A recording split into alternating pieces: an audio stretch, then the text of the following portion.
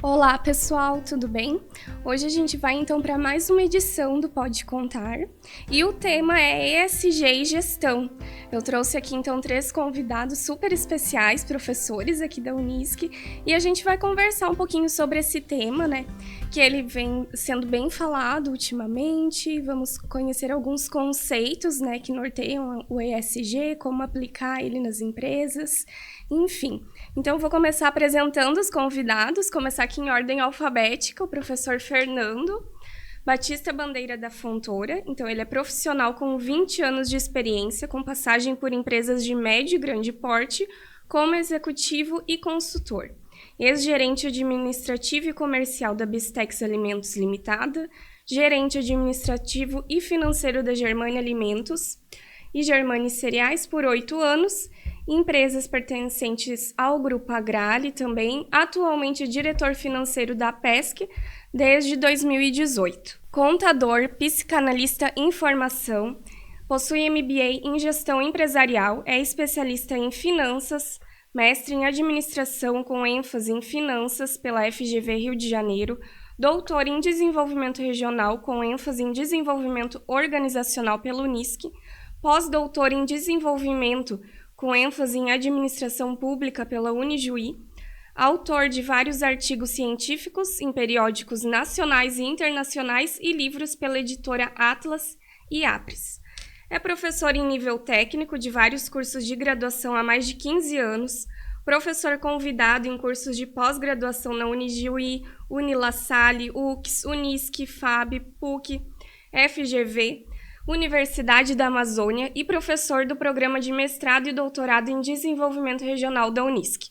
Pesquisador com projeto de pesquisa sobre a tomada de decisões em organizações públicas e privadas sobre a perspectiva da gestão social.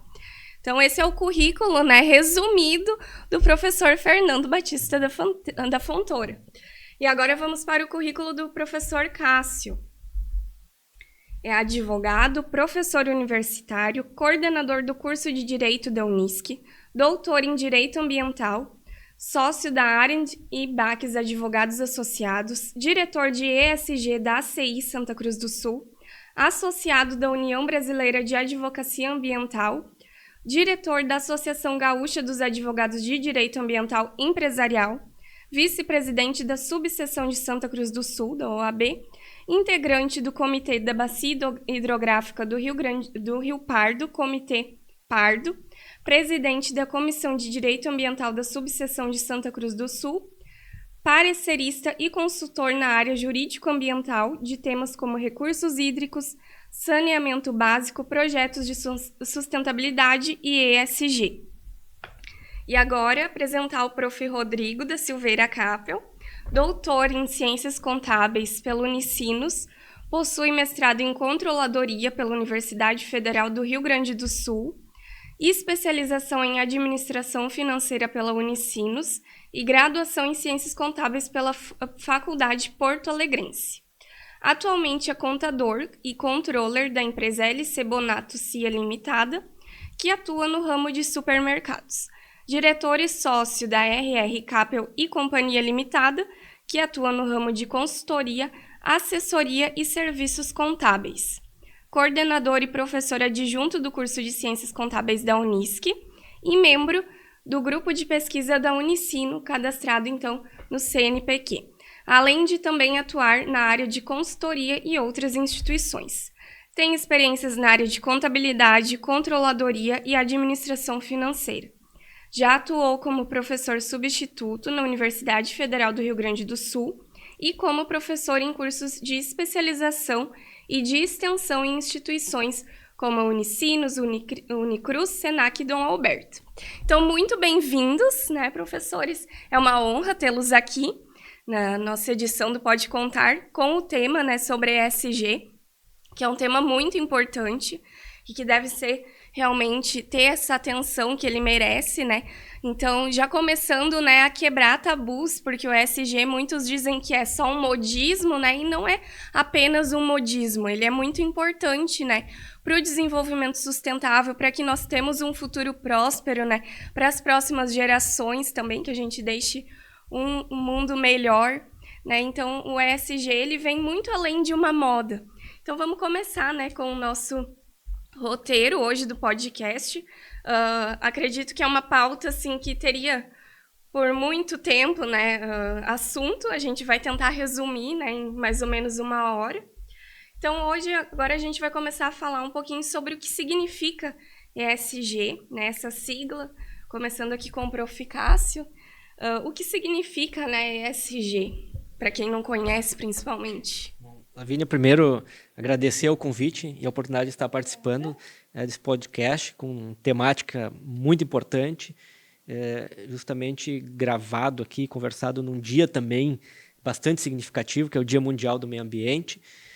Também dizer da satisfação de estar dividindo aqui com todos esses brilhantes colegas aqui da Unisc, né, e certamente vamos poder fazer um excelente debate.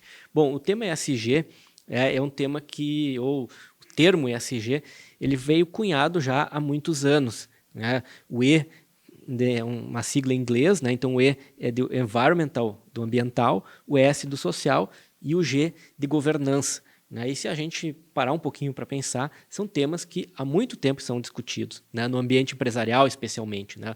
As questões ambientais, né, são preocupações empresariais, já vamos trazer aí desde da Revolução Industrial. Né? As questões sociais também, né? E as próprias questões de governança. Né? Então, não é algo novo. Né? E como você bem mencionaste, né, Lavínia, não é uma moda. Né? É algo que veio, né, um crescente, né? E talvez tenha aí o seu marco histórico mais representativo em junho de 2004, quando, através do Pacto Global da ONU, 20 instituições financeiras publicaram um livro chamado Who Care Wins, ou seja, quem cuida vence. Né? Ali é considerado o marco histórico inicial, né, do ESG, onde grandes instituições financeiras de âmbito global disseram, olha, nós precisamos realmente nos debruçarmos e nos preocuparmos com esses grandes temas, esses 3 eixos, do ambiental, do social e da governança. Né? E eu trago também um outro evento que me parece que daí foi o boom significativo agora, em termos contemporâneos, se falar em ESG, que foi o evento organizado pelo Klaus Schwab, que é o fundador e presidente do Fórum Econômico Mundial. Ali no meio da pandemia, ele criou um evento chamado The Great Reset, um evento que foi, inclusive, de forma virtual, porque, né, não era possível as pessoas encontrarem-se, na qual ele chamou as grandes corporações do mundo para repensar a sustentabilidade do planeta. Por isso, o grande reinício, The Great Reset.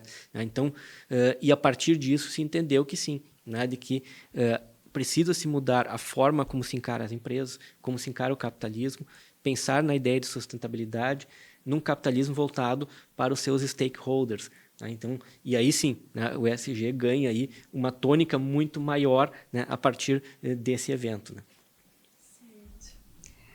E na prática da gestão, assim, puxando agora um pouquinho para o lado do professor Rodrigo, do professor Fernando, também falando um pouquinho sobre como aplicar, né, o ESG na gestão organizacional, quais seriam os custos de estar aplicando, existe assim uma dificuldade, como que vocês veem isso para as empresas aqui no Brasil? Muito bem, uma saudação especial aos alunos. O professor Cássio, né, o nosso especialista aí do evento, aí, doutor em Direito Ambiental, começa com uma boa explanação sobre o contexto do ESG e como aplicar na gestão, né, e traz uma abordagem também histórico-sociológica de que o capitalismo trouxe tardiamente os efeitos da Revolução Industrial para o Brasil, e também, um pouco mais tardio, foi a discussão sobre a gestão ambiental como um todo e a sustentabilidade e a governança, né? Também foi bem explanado que essa discussão começou um pouco antes, né? Temos os estudiosos da CEPAL que já desde meados do século passado começaram a estudar essa questão, que ela é interdisciplinar, né, professores? Ela envolve a área de ciências contábeis, de gestão, de economia, né? A área das ciências sociais como um todo. Mas a provocação do momento, né? A gente começou com o contexto, como usar na gestão, né? Muitas são as possibilidades e ferramentas, e num sistema de governança, desde como é moldado o nosso planejamento organizacional, as nossas estratégias, os nossos controles e como essa empresa é vista pela comunidade que ela está inserida. Tem outra palavra muito importante que o professor Cássio traz, que é como esses stakeholders vão ver essa empresa, né? Cada vez mais, na atualidade, com acesso à informação, com o aumento da criticidade das pessoas, isso, na minha visão, tende a aumentar.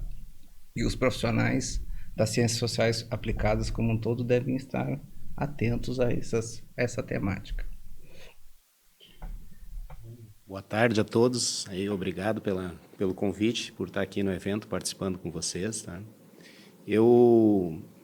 Nas linhas que eu já trabalhei sobre governança corporativa também, e que está relacionado a esse tema, a implantação um pouco do ESG nas práticas das empresas, eu observo assim que foi a partir de 2005, até nós estávamos conversando antes um pouquinho aqui, que por meio lá as empresas listadas na B3 hoje, né, que adotam lá e que fazem parte da carteira do ISE. Tá?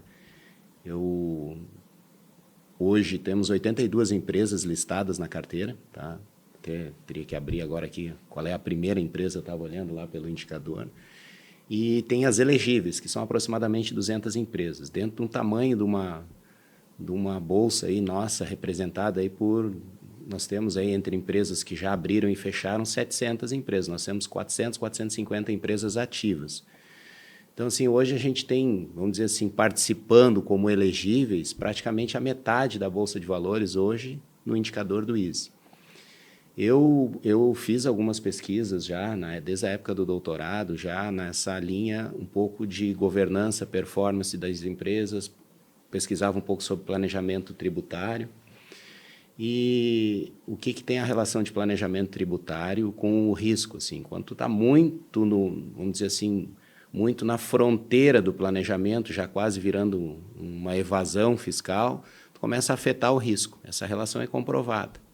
E empresas que têm boas práticas de governança, essa moderação, se tu tem boas práticas e é agressivo no planejamento tributário, isso minimiza esse efeito. Quando eu fiz trabalhos com a utilização do ISE, eu não conseguia capturar isso, porque a gente tinha poucas empresas, né? Eu estava tentando relembrar quando é que começou o ISE, né? Eu estava olhando em 2005 e comparando com hoje. Hoje a gente tem 82 empresas.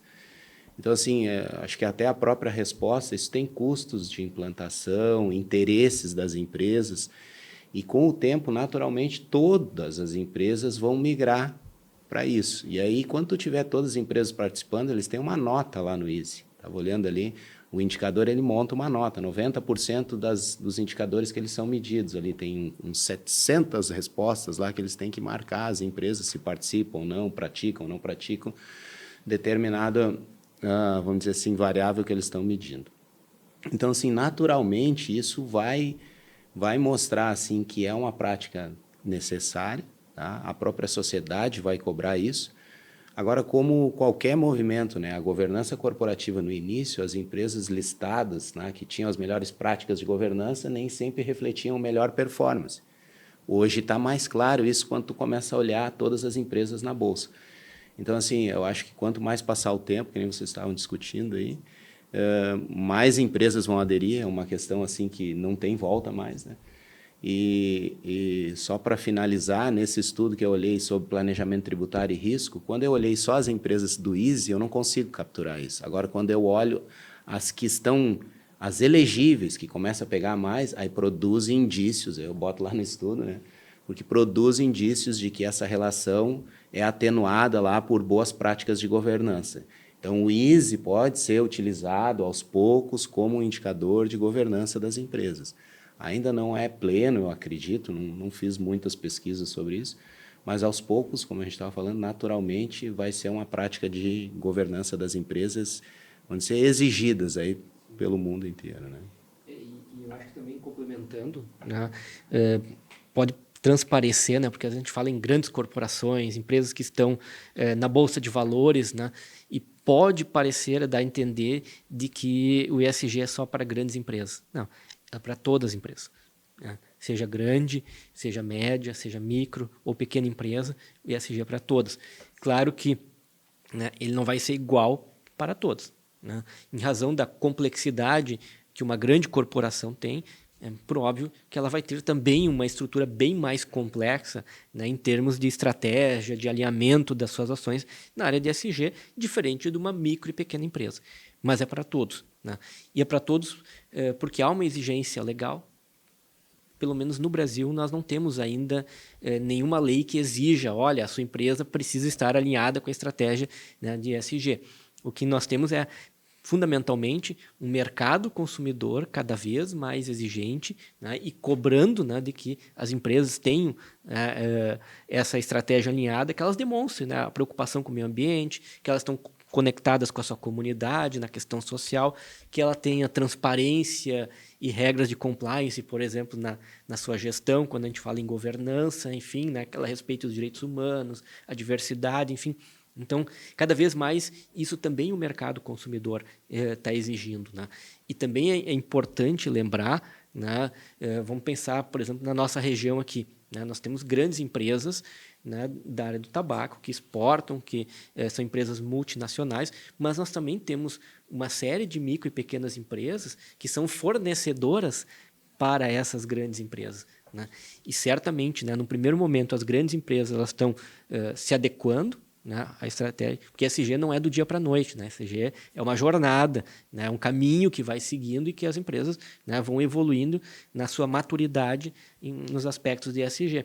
Mas nessa evolução, nessa maturidade, certamente ali na frente, a grande corporação também vai exigir do seu fornecedor, que é uma micro e pequena empresa, né, muitas vezes, né? E essa micro e pequena empresa também precisa estar preparada e alinhada a toda essa estratégia também, né? Basicamente, é uma reflexão bem interessante. Eu pensava, inclusive, sem combinarmos no mesmo exemplo, né? A gente tem basicamente cadeias longas e cadeias curtas, né? O professor cita muito bem um exemplo regional aqui da cadeia longa do tabaco, que é transnacionalizada, que essa produção regional é transformada e exportada daí para diversas partes do mundo. Então, até ter toda uma adaptação, o ESG não é algo estanque, né, professor? Precisa todo o seu ciclo de valor, fornecedores, colaboradores e todos esses stakeholders envolvidos. Uma empresa que está numa cadeia curta, como, por exemplo, um pequeno ou médio produtor, me vem um exemplo aí na área mais do agrofamiliar de morango orgânico, ele tem digamos assim, e me corrija o professor Cássio, que é especialista entre nós, mas uma facilidade de se integrar a essa comunidade. Esse consumidor final vai sentir no produto que esse morango ele tem um sabor diferente, que ele veio de uma cadeia curta, que ele é colhido de forma mais fresca. Eu tenho algum conhecimento que eu trabalhei 20 anos na indústria de alimentos, né? Então, eu penso que a gente nem tem ciência ainda para entender a importância de um alimento fresco colhido. A gente sabe, por exemplo, que a laranja colhida ela começa por um processo de autopoese, ela começa a murchar e perder vitaminas e nutrientes, e quanto mais colhido na hora, ele é melhor para a saúde, inclusive. Isso ainda é embrionário a conhecimento científico sobre. Mas as pessoas notam, né, lá na ponta, que esse produto é diferente nessa cadeia curta e que tem essa integração. E isso é uma mudança, muitas vezes, de cultura dentro, né, da empresa, de cultura organizacional, né? E para se pensar o core business a partir da estratégia ESG. E aí acho que essa é a grande virada de chave, né? A virada de cultura que se preconiza é isso, né? Eu voltar todo o meu negócio alinhado, né, a partir do ESG. Né? Isso... Até para o aluno, o professor traz algo fundamental que até me empolga, o core business. Qual é a competência essencial em planejamento? Quem é que vai fazer esse planejamento dentro das organizações? São os senhores futuros contadores, futuros gestores, futuros profissionais das ciências sociais aplicadas. Então, essa integração, esse pertencimento ao território, ele é muito importante num processo de planejamento organizacional, que é o nosso foco aqui. A gente está falando de gestão e ESG. Isso, né? E vai falando, vai conectando as ideias, né? E aí, por exemplo, né, a União Europeia hoje já tem diretiva, né, na área de due diligência ambiental e empresarial. O que significa isso, né? Due diligência nada mais do que análise de risco, né? trocando em miúdos, né? E que muito bem o professor Rodrigo antes já isso, né?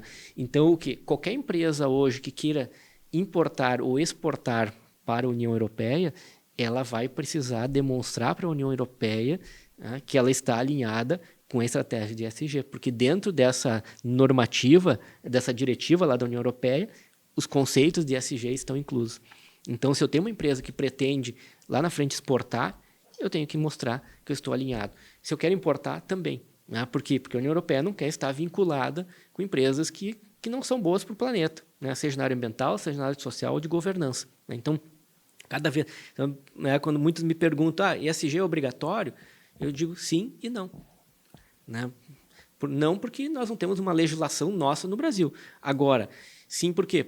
Porque tem o mercado consumidor que está exigindo e dependendo se eu quero exportar, com quem eu quero realizar os meus negócios da minha empresa, eu vou precisar estar alinhado. Né? Então, ou seja, né, ela, ao mesmo tempo que parece que não é obrigatória, ela na verdade é obrigatória. Né? Temos outro exemplo clássico do cultivar na cadeia do agronegócio no Brasil, extremamente importante para o PIB, né?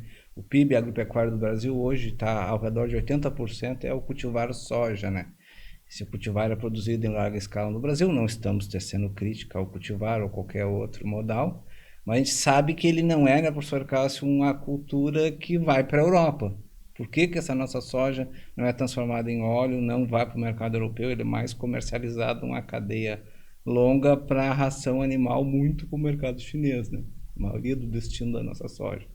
Isso numa linha de planejamento territorial, de ESG, de planejamento de longo prazo, de dependência, preocupa um pouco. A gente sabe que o Brasil é bastante dependente, de novo, não estamos fazendo qualquer crítica a qualquer produção, mas há uma preocupação no campo sistêmico-econômico, né? Sabe, Fernando, pensando assim, olhando dessa forma aí que tu está comentando, aí eu fico linkando com a governança, tá, corporativa. Talvez amanhã ou depois o índice de sustentabilidade empresarial da Bolsa vai medir melhor práticas de boa gestão que a própria governança. Eu sempre falei nas aulas, quando eu dei aula de governança corporativa, eu gosto de dizer assim, que os modelos de governança ao redor do mundo, quem define o modelo de governança corporativa é a estrutura de financiamento das empresas. Então, por que isso? Porque a governança vem para resolver o problema entre agente e principal, entre o gestor e os acionistas. Tá?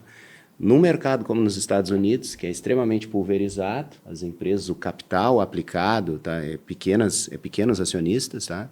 Tu tem a figura do gestor que tem que estar alinhado com esses pequenos acionistas. Aqui no Brasil, na Europa, não é quem é melhor ou pior, não é nessa questão, é a estrutura de financiamento. Aqui a gente tem empresas familiares com capital concentrado, pega a Gerdau, pega a Randon, pega o Itaú, nossas empresas aqui. Tá? Nós não temos nenhuma bolsa representativa assim da economia brasileira, né? Mas tem poucos setores, tem setores às vezes pouco representados, é nesse sentido que eu quero dizer. Mas é uma característica de mercado familiar, onde todo o recurso está concentrado. Então, o problema de agência do gestor, o CEO lá, com o acionista, ele é melhor monitorado. Por quê? Porque o dono da empresa está muito próximo do CEO. Então, a governança no Brasil ela é mais para resolver problema de acionista majoritário para minoritário. Então, é a expropriação do minoritário. Então, o modelo de governança brasileiro não é que ele é melhor ou pior que os outros, mas ele vem para resolver um problema de agência que é mais característico do nosso mercado. Lá nos Estados Unidos, busca mais... Então, a governança ela vai refletir melhor performance econômica. A nossa nem sempre, talvez. E talvez o Easy, amanhã ou depois, vai capturar melhor esse efeito. Estou pensando até em pesquisa, assim, como é que a gente pode olhar as nossas empresas listadas.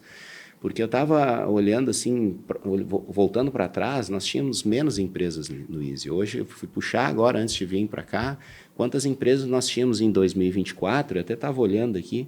Quem é a primeira ranqueada? A primeira é a TIM. Depois eu tenho a Neue Energia S.A., Lojas Renner vem na seguida. A Renner é um exemplo de extremamente diversificado, pequenos acionistas. E aí a nota deles, vou só puxar a nota aqui, 90, 88,8, 88,38. As três primeiras empresas listadas aí no melhor indicador da carteira do Easy. Então, assim, talvez com o tempo a necessidade cada vez do mercado mais exigente vai cobrar que as empresas estejam no Easy. A metade hoje já estão enlistadas. Elegíveis no Easy. 82 são que se encaixam lá na forma como eles mensuram. São as que estão na carteira do ISE. Daqui a pouco a gente tem quase todas, 300, está na metade das empresas ativas. Daqui a pouco tu tem quase todas. O que eu quero dizer é que o ISE, talvez, amanhã ou depois, eu estou devagando aqui, né? Não é muito a minha área, assim, mas talvez o ISE vai refletir melhor as práticas de governança alinhadas com performance da empresa. Entendeu? É a necessidade, é como vocês estão dizendo, é para atender os mercados. Então, assim, no momento que tu tem práticas sociais, aí, ambientais, mais alinhadas com o mercado, a tendência é tu ter melhor performance. Talvez isso vai refletir um pouco melhor, e eu não estou dizendo que a nossa governança não é boa, não é nesse sentido. A nossa governança corporativa é para resolver um tipo de problema. Entendeu? Só que, às vezes, os estudos olham a governança lá nos Estados Unidos está alinhado com a questão da performance das empresas. Aqui o modelo é diferente de governança. Tá? Na Europa é assim, se tu olhar a Alemanha, é banco financiando, é concentrado e é banco. A própria Itália, se a gente olhar, são empresas características com as nacionais nossas aqui. É modelo concentrado de capital. O dono da empresa, ele está lá com 70%, 80% das ações ali na empresa. Entendeu? Das ações, ele é o principal acionista, então ele fiscaliza mais de perto o executivo. Tá?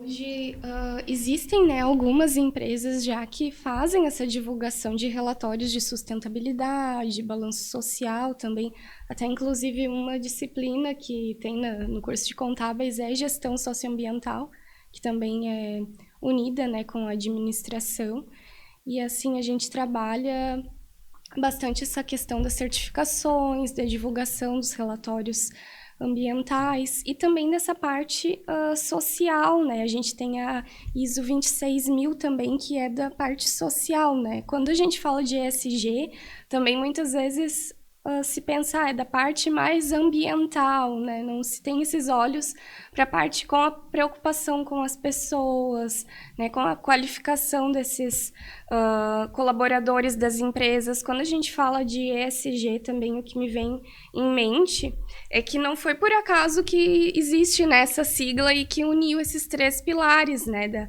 Da governança, do meio ambiente, da parte social. Então, os 3 se interligam, né? Quando a gente fala, então, do meio ambiente em uma empresa, é preciso ter a parte de governança, a parte social, para estar conscientizando os colaboradores, os seus consumidores, adquirir também mercadoria de fornecedores que têm essa preocupação. E também nesse quesito, né, de fazer um marketing voltado para esses consumidores que buscam e que cada vez aumenta, né, esse público que buscam empresas preocupadas, como o professor Fernando citou, dos alimentos orgânicos. Quando a gente fala de empresas maiores, né, que elas já utilizam selos, né, de certificações como as ISOs e também alguns outros selos, né, no quesito ambiental, que fazem algum projeto social. Então, elas já buscam isso também para o marketing. Existem empresas no Brasil que são bem reconhecidas, né, por terem essa preocupação com o meio ambiente, como a Natura, por exemplo, que foi uma das primeiras empresas, né, que se preocupou em fazer refis de produtos, né, de cosméticos, né, não está produzindo tanto plástico. Existem várias empresas que têm essa iniciativa e que são bons exemplos que a gente pode estar citando, né? Acho que a Natura é uma das que mais assim tem essa visibilidade por também estar trabalhando com produtos que provêm da natureza, né? Na realização de estar produzindo esses cosméticos. E quando a gente fala, então, de bolsa de valores, né, puxando outro gancho aqui que o professor Rodrigo também estava comentando, dos indicadores, antes de começar o podcast, a gente até estava conversando sobre os créditos de carbono e que teve um projeto de lei que já foi aprovado, agora falta, acho que só mais uma instância, né, para ser aprovado aqui no Brasil e também ter esse mercado de crédito de carbono aqui no Brasil, né, que já existe fora. Acho que a professora Lavínia traz aí uma série de assuntos que são importantes, né, de questões para a área de ESG. Primeiro, a questão dos relatórios, né? Temos já aqui no Brasil algumas obrigatoriedades de relatório, né, especialmente para as empresas que estão na Bolsa de Valores, né, a CVM, né, que é a Comissão de Valores Mobiliários, que regula, né, esse setor. já estabeleceu uma resolução que, a partir de 2026, as empresas que estão na Bolsa precisam ter o seu relatório, né, de ESG, de sustentabilidade, né? Então, essa é uma questão, né? E o relatório ele serve para mostrar uma radiografia de como é que está a empresa, né? Né, daquilo que ela está fazendo, quais são os seus compromissos, né? De que forma ela está abordando a sua estratégia de ESG, a materialidade disso, que é muito importante, né? O relatório ele não é um relatório simples de fazer, né? Também não é para inglês ver, ou seja, né, tem que ser um relatório que se conecta com a realidade da empresa, por isso essa questão da materialidade, né? E aí tem alguns frames para que se faça esses relatórios, né? Talvez o mais conhecido é o GRI, né? Onde justamente isso, né? Você utiliza esse frame do GRI, por exemplo, né? Para demonstrar que há uma materialidade naquilo que você está fazendo, né? E para dar mais credibilidade, ainda se trabalha com essa ideia de dupla materialidade. Ainda vem um auditor externo para confirmar, né, que tudo que você está fazendo está colocando no relatório, né? Então, registro de evidências objetivas. Isso, tem que ter registro de evidências objetivas, né? Só para te puxar, assim, eu estava olhando aqui, até me assustei que a gente, quando olha lá quem são as 82 melhores empresas, eu estava olhando as questões, assim, o capital humano tem lá, puxando aqui, parte trabalhista, engajamento e tal, aí eu já estou em 200 linhas. Aí começa a governança corporativa, aí depois, na sequência, assim, ó, eu só me chamou a atenção, são 2.500, 2.400 e poucas linhas de questionamentos onde é montado esse score. E aí, para cada empresa, faz ou não faz, pratica uma série de questões. Então, assim, a forma como evidenciar isso, o rigor, e claro que para participar disso aqui tem um custo. Tem que se envolver, tem que divulgar, entendeu? Isso. E modelo de negócio com relação a aí entra a questão da sustentabilidade do modelo de negócio. E aí, se tu faz isso ou não faz, tem as questões, entendeu? Para responder. Também, eu acompanho algumas empresas e acompanhei especialmente algumas aqui da nossa região, né, no fazer o seu relatório, inclusive o primeiro relatório, né? E aí eu perguntei para uma delas, por que vocês, qual é a motivação, o que motivou vocês fazerem o primeiro relatório, né, e entrarem, né, em toda essa estratégia de ESG? Disse, olha, porque a gente acredita nisso, né, mas também porque o nosso principal acionista tem ações, e as suas ações estão na Bolsa de Valores fora do Brasil. E lá nessa Bolsa onde eles estão, é exigido que tenha esse relatório, né? Então, deles e das empresas a qual eles também têm participação. Então, olha só, né? É o mercado dizendo isso, né?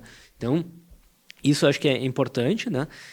No Brasil, nós temos, desde 2023, pela ABNT, a Associação Brasileira de Normas Técnicas, que inclusive, né, produz as normas ISO, né? Nós temos não uma norma, mas é uma prática recomendada.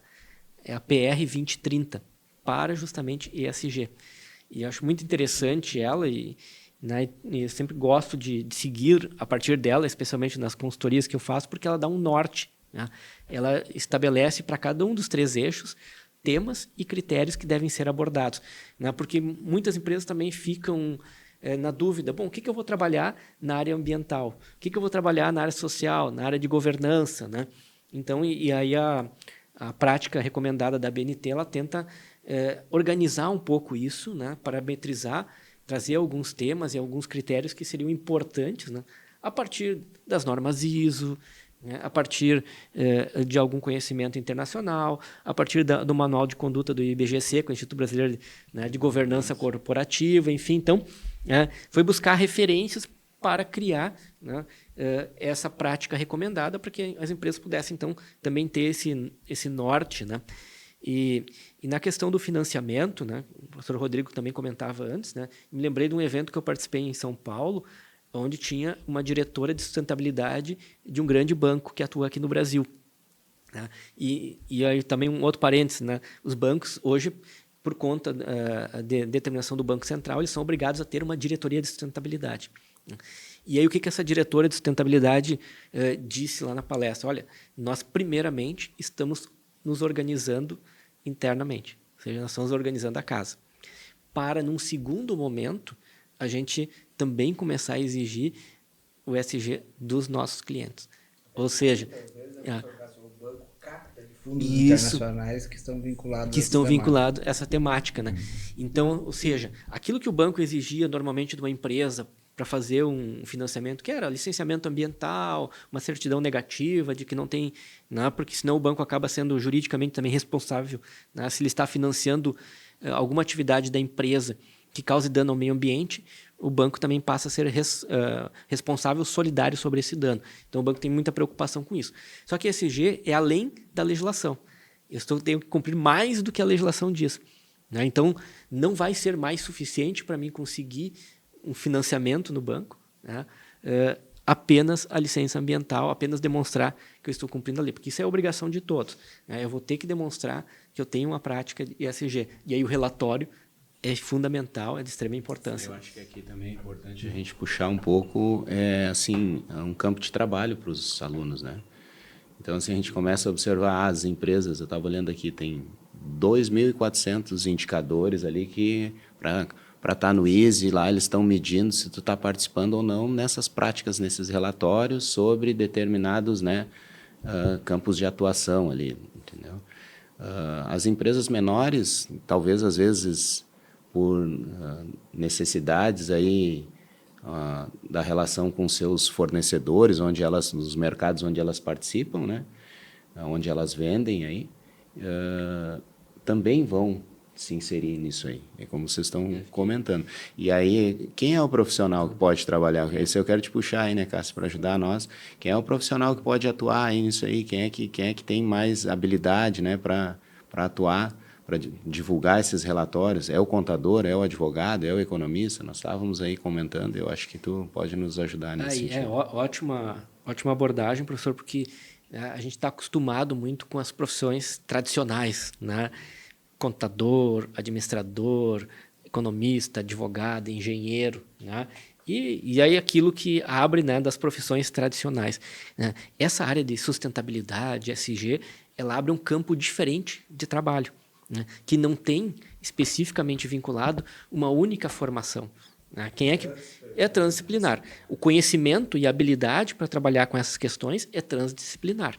Então, permite também que se tenha profissionais de várias áreas trabalhando, né, com sustentabilidade, com ESG. Né? Não necessariamente tem que ser um engenheiro, tem que ser um contador, tem que ser um profissional da área financeira. Não, pode ser, né, um advogado, pode ser um engenheiro, pode ser...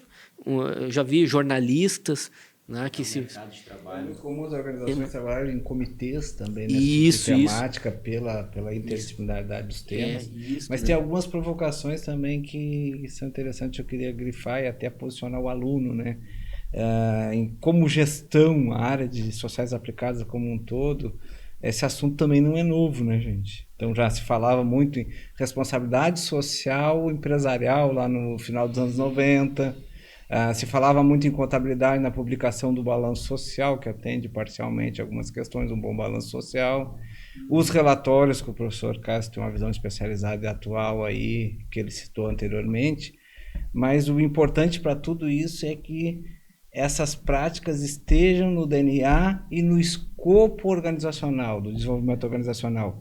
E que esse profissional, advogado, que esteja num comitê de alta gestão, economista, contador ou gestor, mesmo que ele não esteja atuando nessa área, que ele entenda que essa interface, essa relação de competência essencial, como antes o professor Cássio citou, ela é fundamental para o planejamento estratégico das organizações. E que se isso for feito organicamente, não só para ser visto, né, isso gera novos nichos de mercado. E tem uma sinergia para o planejamento. Acho que essa é uma mensagem que eu gostaria de deixar para os alunos, independente da sua área. E isso, como a gente está falando para os alunos também, né, eu gosto de citar esse, para mim, um case de sucesso. Né? Eu tive um aluno que se formou agora, final de 2024, entreguei o canudo para ele dia 18 de janeiro, e ele já estava empregado numa grande empresa aqui da nossa região. Ele foi me orientando na monografia. Ele fez a monografia dele sobre pagamento por serviços ambientais, e isso credenciou ele, pelo conhecimento dele na área ambiental, a conseguir um emprego nessa grande empresa do setor do tabaco aqui da região como analista de sustentabilidade. Então, olha só, né? Ele trilhou um caminho aqui na universidade, na área ambiental, e o credenciou para conseguir um emprego. Quando eu entreguei o canudo para ele, ele me deu um abraço e disse: professor, eu já estou empregado. Né? Então, olha, isso para nós que somos professores, né, é uma felicidade enorme, né? É sinal que a gente está conseguindo, né, contribuir para a formação do aluno. Né? Exatamente sobre isso, assim, porque é um campo de trabalho que está aberto, tá? E que vai chegar desde a empresa lá que estão listadas na Bolsa até as menores empresas. Vamos dizer assim, o tamanho da demanda de trabalho é conforme o grau de exigência das informações que essa empresa precisa prestar. Isso, né? Cada vez tu vai ter vamos dizer assim, um setor maior ou menor dentro da empresa em função da demanda de trabalho. É um profissional que falta no mercado. Hoje nós não temos um profissional de formação completa em ESG. Nós temos profissionais que conhecem mais da área ambiental, né, que, por exemplo, é o meu caso, outros da área social, outros de governança. Né? Mas um profissional que consiga reunir, né, as 3 habilidades, né, hoje ele é extremamente escasso. Né? Principalmente o social, como é que o social está no DNA dessa Isso. organização. Aí eu poderia dar uma indicação também no campo mais teórico, um pesquisador orgânico que fez isso na sua carreira acadêmica, que ainda está ativo, que é o professor Fernando Guilherme Tenório, da FGV. Ele é um expoente na América Latina na temática gestão social. Né? Ele, lá em 98, escreveu um trabalho sobre gestão social, muito citado na internet, e ali ele dá essas grandes linhas de como pensar o social e como fazer um contraponto entre a gestão estratégica, que, com todo o respeito que temos à herança porteriana, aos estudos organizacionais, mas que tem algumas limitações para a atualidade, né? E o que precisamos atualizar assim, nesse escopo mais sistêmico que seria a gestão social, em especial na obra Gestão Social, Casos e Práticas, que ele traz a interface entre o público e o privado. Falar o Fernando Batista Fontoura. Eu fui orientando nele do pós-doutorado, tem alguns trabalhos com ele também, mas não estou fazendo autocitação, é outro Fernando, né? Eu sei. Eu acho que também como a gente está, né, conversando com os alunos, é importante também deixar bem claro que o social não é fazer beneficência. Tá? O social é mais do que isso. Né? Então, por exemplo, né, tem que ser algo que faça sentido para a empresa e faça sentido também para a comunidade onde ela atua. Né?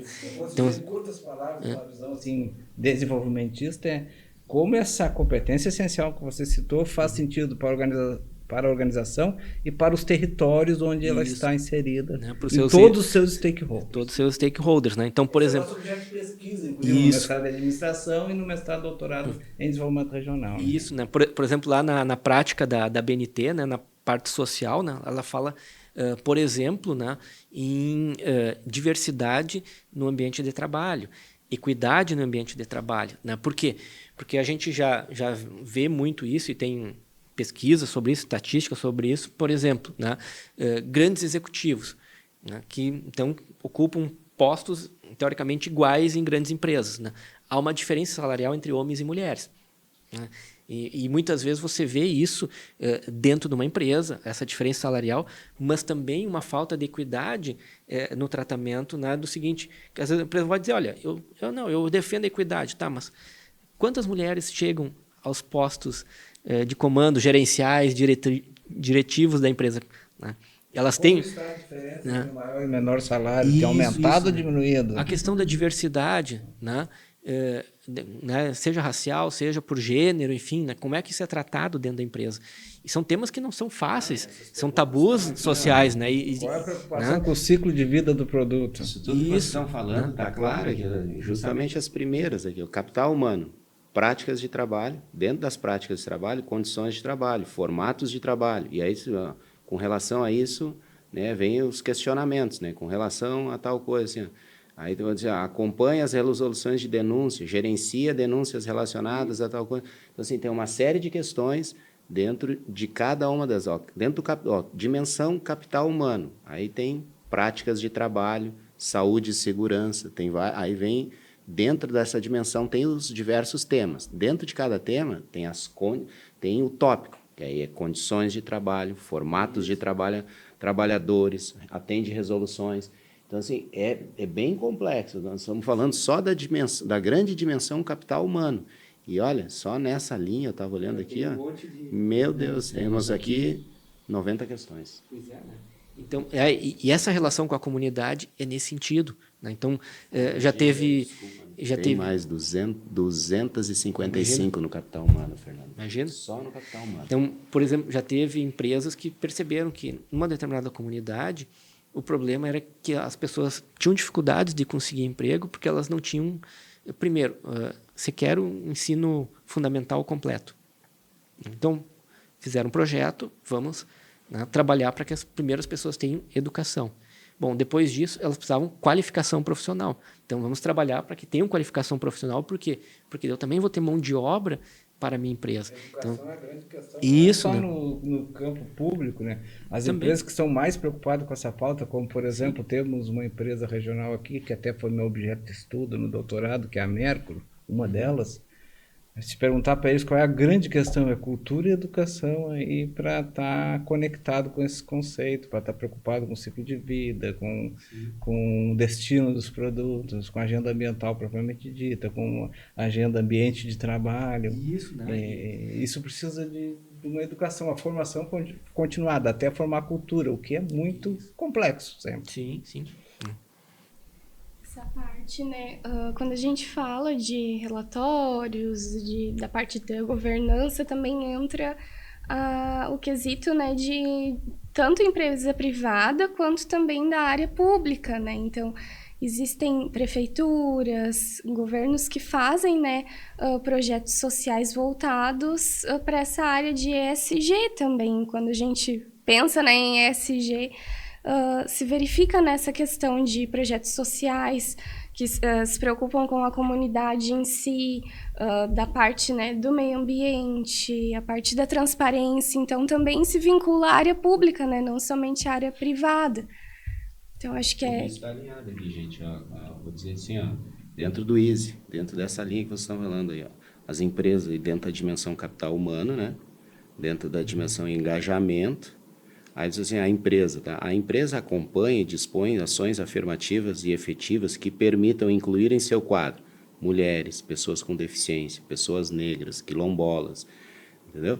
Nós estamos falando só do capital humano, entendeu? A parte é bem extensa, estamos aí 250 quesitos que são medidos para avaliar dentro do ISO. Entender, eu sou suspeito que é meu objeto de pesquisa, observação e desenvolvimento organizacional, né? E o impacto desse modo de produção na sociedade. Esse é o meu principal objeto de estudo nos últimos tempos. Mas adianta eu ter um sistema de governança muito robusto, com relatórios internos muito robustos, com BIs, se naquela grande indústria, por exemplo, os supervisores têm uma baixa escolaridade, não vão conseguir nem ler. Então, é isso que o profissional, seja de qual que for a área, e que esteja nesse contexto, tem que estar atento, tem que ter essa sensibilidade, né? Sim. Como a gente está falando, né, o prof. Cássio comentou um case de sucesso, né, nos alunos, que depois vão assistir, né, também o nosso podcast. Assim como dica, eu gostaria de pedir para vocês, né, o que vocês falariam para um aluno que está se formando, seja na área, então, de advocacia, né, no direito, na parte de contabilidade, de administração, de gestão, para que ele se especialize, né, que tenha oportunidades, então, nesse mercado que hoje realmente é escasso para profissionais que tenham essa visão ESG, né, como o prof. Cássio comentou. Então, o que vocês dariam de dica para um aluno, né, que está se formando para se especializar, né, nessa área, ser um profissional pronto, né, para estar atuando na empresa nessa área de ESG? Eu vou falar primeiro e tu me ajuda aí, Cássio. Olhando eu acho que para esse aluno aí que está saindo, é um dado público aqui. Peguei agora a base de dados aqui de 2024, dessas 82 empresas aqui que mediram os indicadores. Nós temos aqui 2.500 linhas aqui de questionamentos, assim, dentro das dimensões aí do ESG. Aí, como o Cássio disse, as maiores empresas, aí o que elas estão atendendo, elas também têm os interesses delas, por estarem aqui melhores ranqueadas, vamos dizer, nas 82 empresas. As elegíveis, né, são aquelas que estão só participando, não têm o interesse entre estar na carteira do ISE. Para estar na carteira tem as características que tem que atender. Mas conhecer um pouco do como é que eles medem isso é uma base para entender os relatórios. Assim, tem 2.500 linhas, assim, parece muito, mas não, tu vai agrupar por dimensões ali, capital humano, governança, dentro dos fatores aí que a gente vai medir o ESG, tá? Eu já acho que é um bom caminho assim, para a gente ver o que as empresas têm que publicar, né? Um outro ponto é buscar esses relatórios nas empresas, né? As empresas relatam isso, trazem isso dentro das suas informações, das suas relações com os investidores. Tem um canal, cada empresa lá tem o seu canal de relacionamento com investidores. Ela vai trazer as suas práticas lá de governança ambiental, né? E, como é que é, Cássio? Me ajuda aí. Governança ambiental, social, né? Então, assim, esse relatório é público, tá? Eu peguei só a forma como eles medem o ISE. Agora eu estava olhando, porque eu tinha feito alguns trabalhos e queria olhar como é que está a carteira hoje e como é que estão as elegíveis. Já tinha feito alguns trabalhos. Mas, voltando àquele gancho anterior que eu tinha, assim, eu acho que, escutando vocês aqui, eu acho que no futuro talvez ele vai medir melhor a relação entre, vamos dizer assim, práticas de gestão, tá? E desempenho das empresas, em função das exigências de um mercado cada vez mais assim preocupado com questões ambientais, governança, né, e a parte social. Eu acho que fica a dica aí para olhar aí o que essas empresas divulgam, né, e olhar como é que é formada essa carteira ISE, que é uma coisa fácil acesso. Acho que, seguindo nessa linha do professor Rodrigo, né, acho que a grande dica para os nossos alunos é aprender a pensar fora da caixa. Né? Entender que o mundo é transdisciplinar, as empresas são transdisciplinares, as organizações também são, né? E isso exige que nós tenhamos também um profissional com esse conhecimento transdisciplinar. Né? Então, eu sou lá do meio jurídico, né? Então não adianta só o estudante da área jurídica ficar só na parte jurídica. É importante que conheça um pouco mais sobre gestão, sobre parte financeira, custos, né? Governança, enfim, né? Ou seja, né, que aprenda, né, a pensar fora da caixa, aprenda a entender que a gente precisa conhecer o nosso mundo ao nosso redor também. Né? Por exemplo, em umas palestras que eu dou, eu gosto sempre de trazer isso. Né? Eu trago lá algumas lâminas sobre a geração que está assumindo os postos de trabalho agora, que estão comandando as empresas, que é a geração que está vindo aí dos millennials. Né? E essa geração, ela pensa diferente do que a geração anterior, ela trabalha com propósito, é uma geração conectada, enfim, então eu preciso entender o mundo. Eu preciso também estar atento, por exemplo, às grandes discussões globais, por exemplo, saber do relatório de riscos globais que o Fórum Econômico Mundial divulga, né? Porque os próximos, né, ele divulga todo ano o seu relatório de risco global para 2 anos e para 10 anos. Então, a projeção para 2 anos, né, uma das questões é a desinformação ou a falta de informação adequada. Né? Então, acho que isso também é uma dica para o nosso aluno. Né? Vá buscar informação, né? Não beba da informação dos outros. Né? Vai na fonte. Primária, isso, né? Porque isso é conhecimento. Né? Também, né, entender que lá no relatório diz que para os próximos 10 anos as grandes preocupações são as questões ambientais, mudança climática, enfim. Então, por isso que não é modismo. Né? Então, as empresas estão preocupadas com isso, porque isso vai afetar a vida de todos nós, né? E gerando, inclusive, prejuízos para os negócios, para todos nós, se a gente não enfrentar e não nos adaptarmos e não diminuirmos as emissões de carbono, enfim. Então, conhecer mais sobre mudança climática também é importante. Né? Acho que são pontos aí que fica a dica aí para os nossos alunos que queiram trilhar esse caminho, né? E dizer que, se vocês olharem lá, tem uma rede social que se chama LinkedIn, né? Que é uma rede social para trabalho. Enfim, vocês vão, né, ver que todos os dias, eu olho lá o LinkedIn, todos os dias tem uma série de vagas em empresas para trabalhar na área de sustentabilidade e ESG. Né? Isso seja para ser um analista, né? Desde analista júnior, né, até para gerentes e diretores, porque é um profissional que falta. Né? Então, é uma oportunidade também para os nossos alunos verem que existe um campo aberto no mercado de trabalho e que muitas empresas estão reclamando da falta de profissionais qualificados. Então, se qualificar, conhecer esses assuntos é de extrema importância. Né? E certamente aí, né, vai conseguir ter uma boa colocação no mercado de trabalho quem, né, tiver esse perfil de pensar fora da caixa, de se adaptar, de saber trabalhar em equipe, né, porque hoje não tem como trabalhar em qualquer lugar que não seja em equipe, né, então acho que também é importante. Verificar, então, assim, as demandas, né, do que está sendo a tendência do que precisa ser divulgado, olhar o que essas empresas estão divulgando, tá? Se tá achando grande olhar 2.500 linhas, pega o relatório da Renner aqui, empresa gaúcha, nossa, que é lá, tá, o 3º lugar em 2024 no melhor indicador ISE. Olha lá o relatório dele de sustentabilidade, lá de ESG que eles trazem lá, o que eles estão divulgando. Para começar a entender, a ter um pouco de familiaridade com isso, tá? Depois desce para dentro desse relatório e olha cada uma das perguntas, não é difícil, mas é interessante saber como se mede isso, né? Que é dentro dessas empresas, que é a nossa realidade do nosso mercado brasileiro aqui, que é a nossa bolsa, né? Por exemplo, a revista Exame, ela sempre tem um ranking lá das melhores práticas de ESG. O ano passado, a grande vencedora foi o Grupo Boticário, né? E o Grupo Boticário conseguiu alavancar, a partir, né, dessa preocupação do ESG, ele conseguiu alavancar, inclusive, o seu faturamento. Então, não. Desde tempos case na área de gestão comercial, gestão financeira, sustentabilidade, né?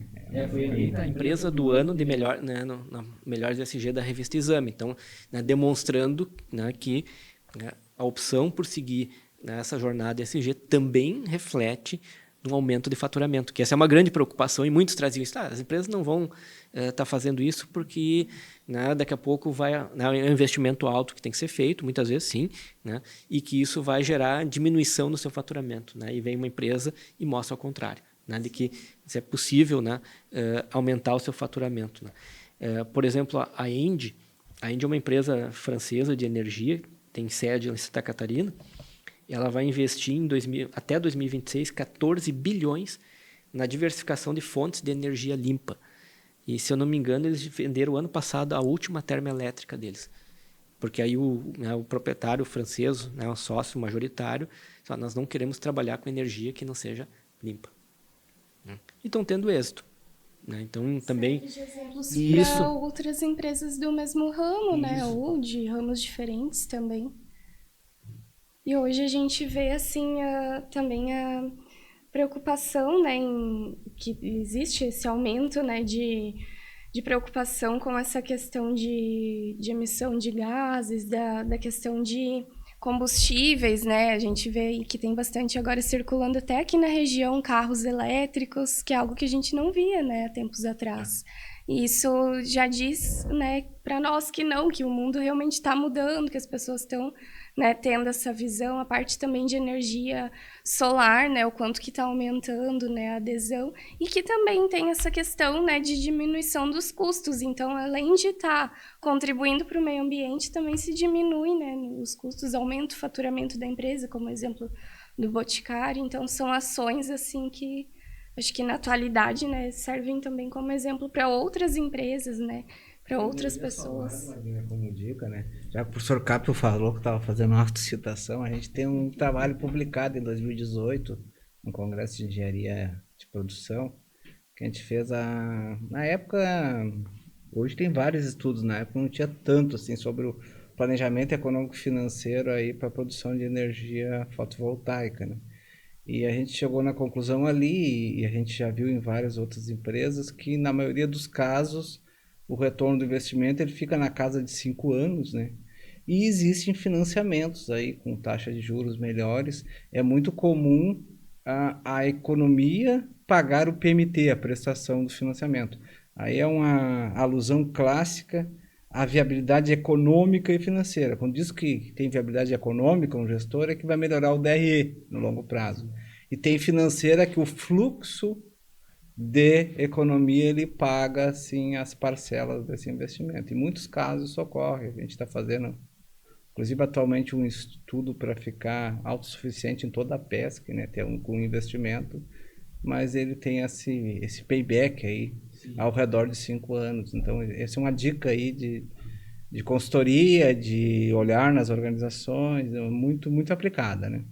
Então, como dica para os alunos que que vão seguir, né, esses conselhos de pensar fora da caixa, né, que querem ser melhor posicionados no mercado de trabalho. Também queria pedir para vocês se vocês têm alguma dica de leitura, né, de algum livro que para eles já irem se apropriando, né, do tema de ESG. Não sei se o professor Cássio gostaria de dar alguma dica, alguma informação, talvez alguma revista, né, um site para eles irem acompanhando sobre o assunto.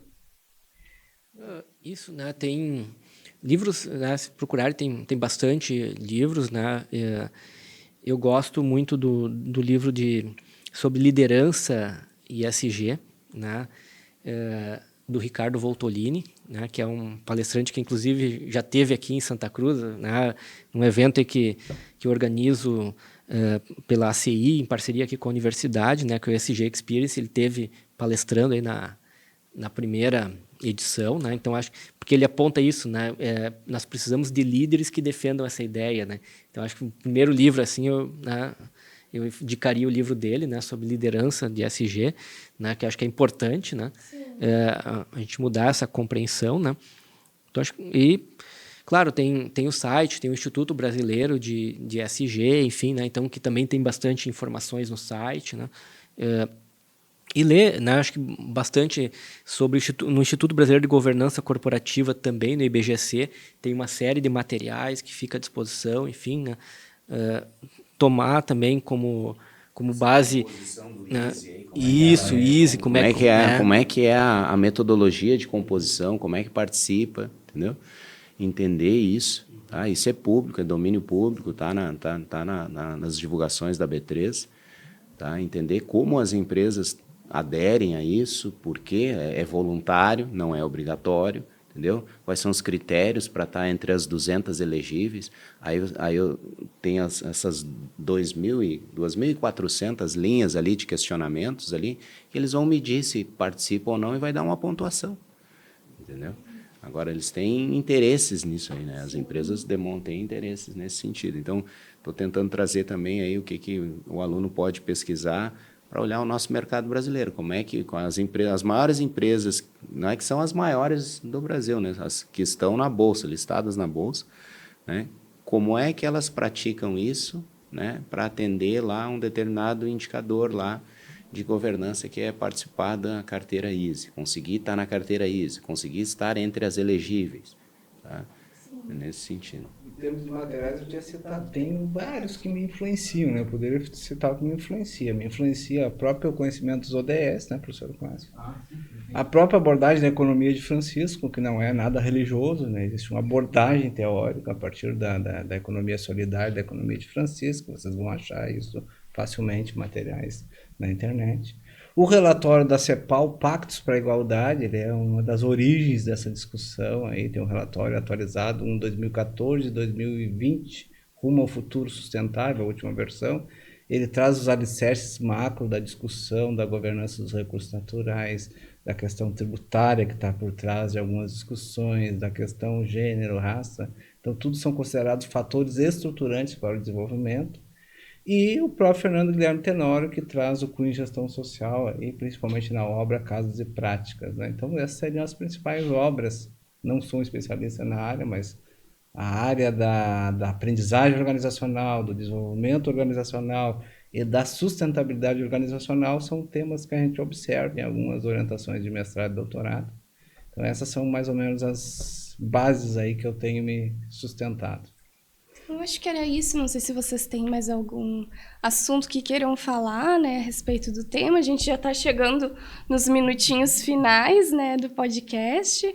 Mas já finalizando aqui, né, gostaria novamente de agradecer vocês por virem participar, né, pela contribuição do professor Cássio, professor Rodrigo, professor Fernando.